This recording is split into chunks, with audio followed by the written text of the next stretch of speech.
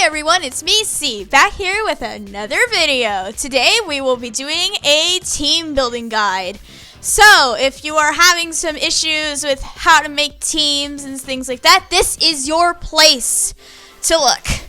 And I will have timestamps in this video so you can see certain things if you're just looking for one little thing. So don't worry about that.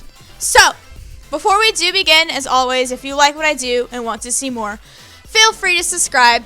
It always benefits the channel, and you know, I love the support. Thank you guys still so much for pushing and pushing and pushing with subscribers. You guys are amazing. I appreciate you all. So it makes me happy. It really does make me happy. I don't mean to get sappy. So yeah, we're still pushing to 300. So if you want to help us towards that goal, you know what to do. And of course, I have a Twitter page and a Discord server. If you are new to Dragalia Lost or want some people to hang out with, come to the Discord server. You know, I'm always happy to talk with you and all that. So, let's get right into it. So, before we properly discuss team building, I wanted to go over some beginner mistakes. So, let's go over to a blank team. So, one beginner mistake I typically see is putting characters of the same weapon type together on a team. This is generally not recommended, and I will show you why this is not recommended. So let's leave Yuden here. I did not mean to move him. Let's put Naveed here. And let's put Marth here. And Crom. Well, okay, Crom doesn't work with this. But you're going to see why right away this is a little bit of a problem. So, if you use 2 units of the same weapon class on your team, this is going to require you to do extra investment for copies of weapons, and they are not cheap at all. And as I've said before in videos, you should not worry about weapon copies until you are much, much later in the game. So that is why whenever somebody asks me, can you help me build a team? I always tell them, look, having a 2 characters of the same weapon type is generally not a good idea. But in the case of Crom and Yuden here, they do have different co-abilities. What are co-abilities, you might ask? I will talk about that later. But just know it is typically not a good idea because of weapon copies. Plus, on top of that, co-abilities do not stack. So this is why, as you can see here, the co-abilities of Naveed and Marth do not activate. So only Yuden's will activate. So that is something there to keep in mind. Okay. Another mistake I typically see is putting weapons that are not the same element as the units that you use on your unit. So basically, I talked about this before. So basically, if you put a weapon of the same elemental attunement as the character that, you know, uses said weapon, they will get an elemental bonus, as you did see. So, let's say I give Yuden a light sword. His might will go down. Like, the 6-star weapons are still very strong weapons. Keep that in mind. But they're not going to be getting that added boost in might if you're not of the same elemental attunement. And in the early game, you do want to be pushing might and stuff so you are able to clear more content. That is important. You want to be able to push your might. It is all about how far can you get with your might in the beginning. So keep that in mind. Another sort of mistake I see a lot of beginners do is putting certain characters with terrible AI in the back line of your team and not as the team leader. So as you can see right now, Yuden is our team leader, and Naveed, Marth, and Crom are our back line, or the back part of the team. So in a solo situation, Yuden is controlled by the player. So you will be playing as Yuden unless you say switch. So when you start a quest, you will play as Yuden. Basically what that means. So the other 3 you're not controlling is controlled by the AI or computer. And the AI is not exactly the best in some situations. I will give you an example of a character that has absolute dog shit AI. Where is she? Let's see, where is she? Balina is a character with really, really bad AI. So, some characters function better when they are controlled by the player because the AI doesn't really understand how to use their mechanics effectively compared to an actual player. I will talk about Balina because she is a very interesting case a bit later on, so do not worry about that. Just know if you are playing someone like Balina that has like a Dragon Drive gauge or something like that, you should probably put them in the front because they are fucking terrible as AI. They are fucking terrible. They do not know how to use Dragon Drive effectively, unlike an actual player. So, keep that in mind. And one final mistake I typically see is people using this optimize button here. I always tell people, avoid the optimize button like the fucking plague. You wanna know why? Look at this shit. So it doesn't do a good job. So let's see what it decides to give my characters. So first of all, 2 fucking daggers on a team. That's a little right there. Even though Ezolith and Galaxy do have different co abilities. So as you can see, yeah, this kit is really, really, really bad on Ezolith, and this is not something you would probably want to run on Ezolith. The only thing I'd see you actually probably running on her here is maybe Sword Psalm. That's it. Maybe Sword Psalm for that extra strength. That's it. And it's like, take a look at Galaxy. Yeah, no, that's really bad. That's really bad. Marth is not doing so hot either, so. Lowen, for some reason, has fucking critical damage and dragon damage. And he's a healer. I think you can see why the optimize button is not exactly recommended. This does not give the best equipment for your characters on your team. So this is why I always tell people, ask other people if you don't know what prints you want to put. Ask other people or read the kits. It'll give you a better clue of what you should do. So that is why you should not use the optimize button. It is absolute trash. So, now that we've talked about some don'ts with building teams, let's actually talk about how to make a proper team. And I'm going to use my actual flame team for this that is a little more properly structured. So, a typical solo team in Dragalia Lost consists of a few key ingredients. One of these is at least 2 DPS characters should be on your team. I have 3 on this team. So at least 2. You can have 3, depending on if you want to be a little creative. So the reason why you want 2 DPS characters is that way you can do damage to enemies in the boss, making clears faster than without a DPS character. I think I have seen a few just full on like 4 staff clears of stuff, which is insane. I think, yes, I know the guy who actually did those. And kudos to him. He is crazy, but by golly, kudos to you, buddy. So, that, I would say not do those kind of clears if you're new because that isn't going to help you at all. That is more of something if you're like an expert if you're doing something for fun. So that's why I'd say don't do what my friend did or my acquaintance did. Don't do that. So, this is more important because you want to get as much damage as you can so you could go through content clear, especially if you're trying to grind something out. You want it to be quick as possible. So, DPS characters in solo play should always be in the lead slot in your team if you're playing manually. So, like Mim, she is a DPS character. She is the leader of the team. So, when I go into a fight, I will be playing as her. So, keep that in mind. You typically do want your DPS characters in solo play to be in the lead slot on your team. If you are playing manually, the AI typically does a good job, like healer AI and buffer AI. They typically do a good job, so you don't need to worry too much about them. So I do have to switch to another team for this. Let's switch to my shadow team.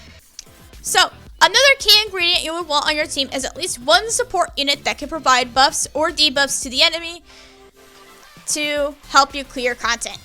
So Patia here, that is not Patia, go back over. So Patia here is a support unit. She provides buffs to the team. So she is like our support unit for this team. You don't necessarily need a support unit, but in most cases you may want that because those buffs will increase the DPS character's damage. So basically, you know, helping each other out. And again, remember, support units are not supposed to be doing damage, so they're just here to help you do buffs. So again, that's why they're called support. And one last part of your sort of team is a healer. Let's head back to my flame team and look at Halloween Lowen. So Halloween Lowen is a healer. So you will want at least one healer on your team, not two. Not two. I think that's a little excessive unless they're like, I guess say a DPS healer, because there's currently like 2 in the game. Heinwald and Gala Zena are the 2 that are a little wonky on the healing thing. They're a bit unique, I should say. So, healers will help keep your team alive and continue on with the fight. Survivability is important, so it is always a good rule of thumb to have a healer on your team. Some character, though, we should note about this. Let me actually find one. I don't know. Let's use Rosarda for an example.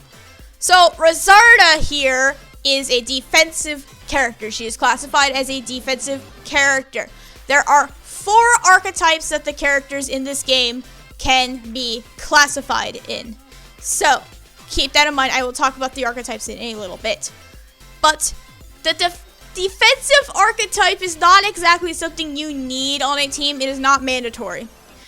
Because this archetype for characters doesn't really mean much in terms of team composition. Some defensive characters play a more supportive role, while others can act as a secondary DPS. An example of more of a defensive role character would be like Ranzel, who can give a life shield while also attacking. So he plays a little bit more of a supporter role with that life shield that he has on his repertoire. While Rosarda here is more about DPS. She is more about doing damage, flash burning, and dispelling. So she can act as like a secondary DPS to your team, in case you want that to be that way. So let's talk about the 4 archetypes in Dragalia Lost. So there are 4 classes that each character can be classified in. The defensive type right here, let me find one. That is a support unit, so there's a support class. And healing class, and the final one, the attack class. So, as you may see, yeah, some characters are more built for certain things. So, just do keep in mind, these 4 classes for characters do not mean much in the grand scheme of things. These archetypes are more for their stat distribution and not how they actually function in battle. One big example, let me find her. Gala Elisan is classified as an attack unit, but she functions more like a defensive supporter because she is able to tank, but she is more about providing buffs to your team and making sure they have survivability. So, it is better to look at a character's kits to see what they can actually do than listen to the actual in-game classification system, as most of the time this is not 100% factual to what a character can do. This is just stat distribution. So if you care about that, there you go. Just, don't judge a book by its cover, basically. So, you gotta read a little. Unfortunately, I know people don't like reading. So, let's talk about some certain situations with teams. Actually, do I have a drag and drive character? Yes, I have a Belina team. Let me find my Belina team. Back to the Belina team we go. So, some characters are highly recommended in the lead role of your team if you are doing solo manuals due to the AI not being able to take advantage of their skills effectively. Such of these characters include those that are able to use the Dragon Drive mechanic, which include Belina. What the AI typically likes to do with Dragon Drive characters, especially with Belina, she is the fucking victim of this. The AI likes to spam their skills in Dragon Drive, which is not what you want to do when you are in the Dragon Drive state. There is a basic string of attacks that needs to be performed in order to keep the Dragon Drive up so you can use it more and get the most damage out of these characters. So basically, with Belina, her thing is 1, 2, 3, S1. 1, 2, 3, S1, repeat. Rinse and repeat. Do not touch her S2. If I ever do a showcase on Belina, I will probably touch on that a lot more than what I can explain here. But that's basically how she functions. You do not want to be spamming her S1. Even though it recharges right away, you kind of want to wait. So like 1, 2, 3, S1. Like that. So you will be able to keep your gauge. Because Belina wants to stay in Dragon Drive. Some characters under this category and are not limited to Belina, as we can see here on the screen, and Tiki. All the Persona units are technically classified as Dragon Drive units, so keep that in mind too. But their skills are not the same as like Belina's, so again, practice and see what they can do. Test stuff out. Basically, do some labbing. Do some labbing stuff. That's important. Let's go over to, where is she? Rizarda. So, Rizarda is another special case. So, some characters with unique mechanics, such as Rizarda, should be in the lead slots for manual solo play. As with Rizarda, once her sigil is released, because she is a sigil character, she gets a dispel off her standard attack string. So once you do her full standard attack string, she will go and do her dispelling. So for some fucking reason, her AI does not dispel once that sigil is released. So you will be getting the most out of Rizarda if you play her yourself. And there is a little joke with her, like the tapping hurts your fingers. I main Rizarda and Lilith and Dominion content whenever she can be used. So I don't see that problem. Maybe it's because I've used my hands for so many things like typing and stuff, so I'm used to it. This doesn't bug me, but haha, funny joke. Alright, one last special circumstance we need to talk about. Excuse me. Another special circumstance for needing a specific team leader is for auto teams. So let's go over to my auto teams. Let's use this one for example, because this is the best one I can kind of give. And yeah, these are a little old, so I need to update these. But these are like general purpose auto teams for content if I need to grind something. So, auto teams are meant more for grinding the game's quest and using the game's auto feature so you can grind the game while doing other things, which makes it easier for you so you don't have to drop everything in order to play the game, which I feel is really nice. I like it when games have an auto feature so you can just grind while you're doing something, like you're working on something or you're playing a game, so you don't have to stress out about it. Certain characters are typically in the leads for auto comps to take advantage of the shared skills slots. So, like Grace here has 2 shared skills slots available right now. I should note, in solo play, only the lead character uses the 2 shared skills slots. The other characters on the team will use the weapon skill that their weapon has, which in most cases, in terms of endgame, will be the Agito skill, and they will shift between them whenever they become available. So for what characters are in the front, it is best to refer to the auto comp you are using in order to get a clearer picture of who to use. Because there are certain special auto comps, and there is a full website for certain auto comps you can use for content. And I will be leaving that website in the description so you can check that out. But general rule of thumb is support units or healer units are typically in the front for autos in most cases, because they will want to take advantage of those shared skills to help with survivability. Okay, so let's talk about co-op teams. That's another sort of team you can do. So let's just use Mim, because she's right here. Co-op teams are structured a little bit more differently than the solo teams, obviously, duh. So, in co-op, only the lead character will go into battle, so you do not need to equip everyone on your team in this scenario. So as you can see, Mim is the only one on the team that actually has equipment on. The other 3 are just our backline. So you don't need to worry about that too much. However, still, it is important to have characters in the back of your co-op team, which, again, these are nicknamed the backline, as they will still play a role in which we will discuss in a minute. Alright, can remember those co-abilities and stuff? Yeah, we'll talk about those very soon. It is also a good rule of thumb to equip your gold Fafnirs, so these little gold dragons right here, to your backline. These are available to be purchased in the Void Battle Shop.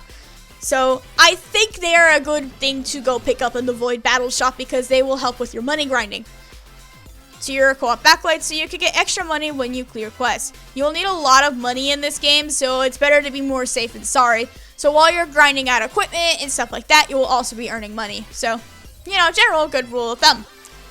And also, you know, co-op, there will be probably some times with co-op where you will probably bring in an AI unit, but that's really rare.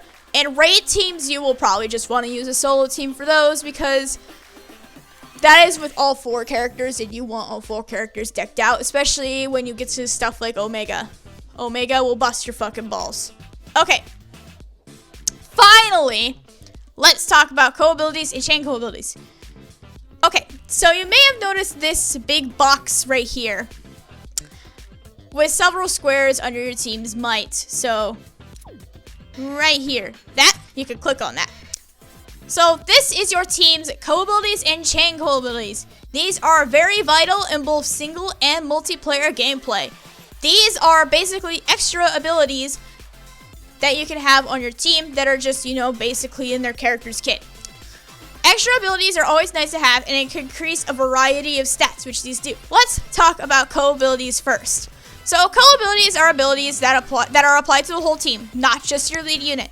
So basically everybody on the team will be getting this. So Mim will be getting that strength that Nobunaga has. She'll be getting that dragon haste, and she'll be getting that skill damage that her teammates provide, which is very, very nice. In co-op, regardless if a character is in the field or not, their co-ability will be actively supporting the lead character who is in the field currently.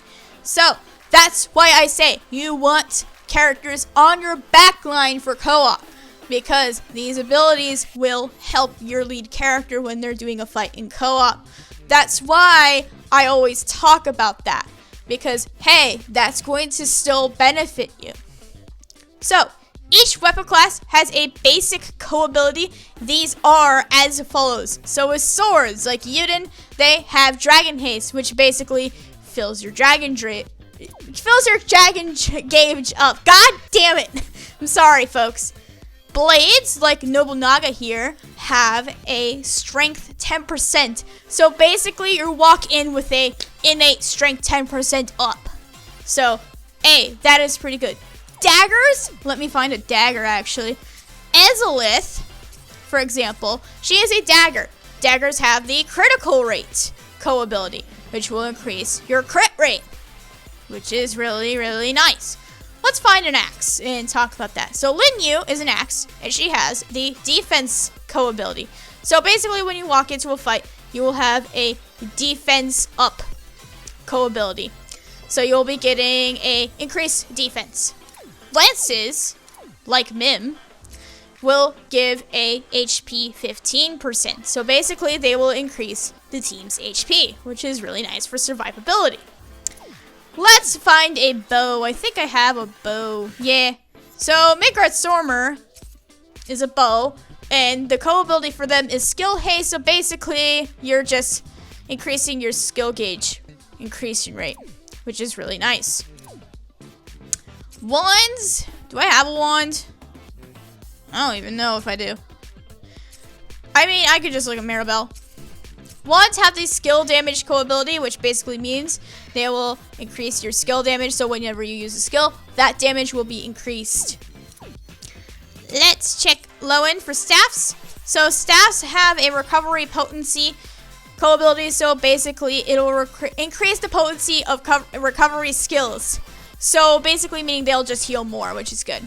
And finally, last but not least, is the mana casters. So for example, Gala Leonidas, he has the Gauge Accelerator co-ability. This speeds up the rate that the mode gauge decreases by 20%. So basically that little yellow bar under the boss's HP, that is the mode gauge that will shift between overdrive and break. So basically this is just a quicker way to get to break or get to overdrive, which in most cases you do want to do in order to fucking shred them. Okay. Some characters do have unique co-abilities, but these are much, much rarer than normal co-abilities. So, for example, Seimei, as you all know, I really like Seimei. He has a unique co-ability. He is a Flame 1, so you might think, oh, he might have skill damage. No, he doesn't. His unique co-ability is Overdrive Punisher and Gauge Accelerator. So, keep that in mind. Some characters do have this unique stuff, and they can add a little spice to your comps, so be sure to stay on the lookout for them. Keep in mind that co-abilities cannot stack, so let's check back with that example team I made. So let's throw on another sword just for a visual representation. So as you can see, we have two swords on the team that have a co-ability of Dragon Haste. So the only one that will activate is Yuden's, because again, it'll only register the one that is on the top of the list on your team. So be sure of that. So just remember, folks, co-abilities do not stack.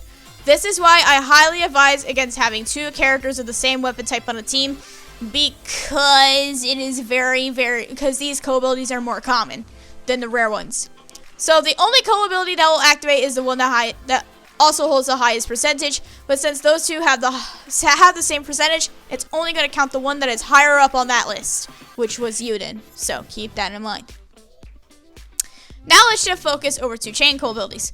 Chain co-abilities are a bit similar to co-abilities, but they hold their own unique characteristics as well. Like co-abilities, chain co-abs, which is what a nickname for them is, like co-abs, co-abilities, stuff like that. Chain co-abilities will be applied to the whole team. However, chain co-abilities are more element locked. So let's say we want to use a character like Marth on our team. His chain co-ability is flame above 50% equals strength. This means that Marth's chain co-ability will only activate on flamed attuned characters. So it literally says in the description, if a team member is attuned to flame. So be sure to remember that, folks. This is the case for most chain co-abilities. So backlines are usually the same elements as the team leader to take advantage of this. So it is very rare to see off element backlines unless you're doing something a little unique. I swear I had something a little unique. Yes, Veronica. My Veronica does because, well, this is a cheese comp, so you kind of want to take advantage of that. So these two chain co-abilities of Seimei and Halloween Mim are not going to work with Veronica. The only one that's going to work is Iyasu's because it is Shadow, and Veronica is a Shadow unit. Some chains are not like these, but these are very rare cases where these chain co-abilities are element locked. The only characters that are of this is the initial main story cast. So when the first two chapters of the game. So these are as follows: Yuden, Elisan, Ranzel, OG Cleo, and Luca. So keep that in mind. It is the original 5 characters you get in the story. So again, Yuden, Elisan, Ranzel, Cleo, and Luca. So if you want to fill up like a team slot or something with the chain co-ability that may help out your team, give those guys a look. They have some nice stuff. I know Cleo has a very, very good one with Dragon Claws, which you can slot in on a team if you're using a dragon character. Unlike co-abilities, chain co-abilities are more unique and are not weapon locked, meaning that there is a lot more unique variety amongst the cast. So, unlike normal co-abilities, which do not stack, chains do. So, let's actually go back to our little example here. So, where is it? I'm trying to remember who has combo time. I think it's also Nobu, if I can find her. So, as you can see, both Ezalith and Nobunaga have flame combo time on the team. That means that the combo time will stack, giving you more of a time to rack up this combo. So basically, in a sense, you already get, so basically with combo time 5, you're already getting 2.5 seconds for that window to do your combo. So add that up together, you get 5. So you'll be getting 5 seconds of window to go back into your combo, which is really, really good. So you can keep racking up that combo, which again is really good for characters that do like a high combo. So this stacking can be abused in some comps for co-op, and if that is something you want to do for a kit, so you know, if you want to do that, that's totally fine. So like normal co-abilities, chain co-abilities will affect everyone on the team, even if they're not currently in battle, meaning you can still get those passes when you just use one character, say in co-op. So some people might be asking, how could you tell the difference between co-abilities and chain co-abilities? So, we'll discuss that real quick. Just remember, normal co-abilities do not stack, while chain co-abilities do. Keep that in mind. Co-abilities stack, chains do. Or, you know, normal co-abilities do not stack, while chains do.